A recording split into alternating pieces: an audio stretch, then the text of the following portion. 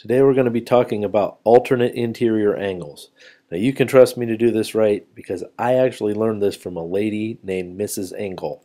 She was my geometry teacher, Mrs. Engel, so can't miss this. Alternate interior angles.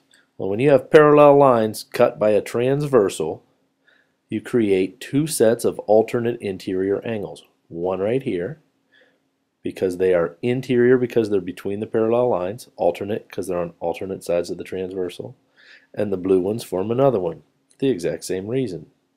Now often you don't get to see the whole picture, you'll only see part of it, which is what you see down below here.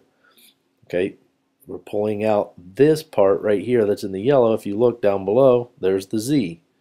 You might also see that Z backwards, a dyslexic Zorro.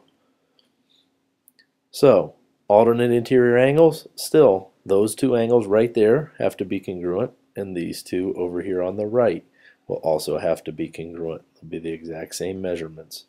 As long as the lines are parallel, alternate interior angles are congruent. Now, how does that apply to our bearings and things that we've been working with? Well, if we go 18 degrees west of north for 10 miles, so you can see the 18 degrees west of north. I'm going to label the 10 miles right here. And from that point, we go 65 degrees east of south. That's the green line. And you can see the 65 degrees is that whole big angle. We want to get the angle for the part of the triangle that you're seeing. Well, there's not actually, we didn't finish the third side, but we're trying to find that angle right there. That's not a good way to write it. Let me put a dot there. Right there. That's the angle we're after, right there. Just that part. It's not the whole 65, it's just part of it.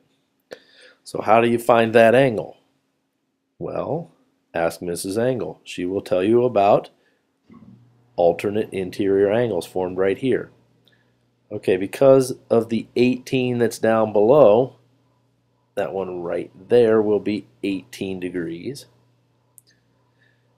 So that makes the black dot one, which we're trying to find, that's going to be the 65 degrees for the whole thing there, minus that 18, which gives us 47 degrees right there. And that's how you're going to find angles for parts of a triangle when you've got more than one bearing. You're going to be looking for that Z or backward Z to help you find the measures you need.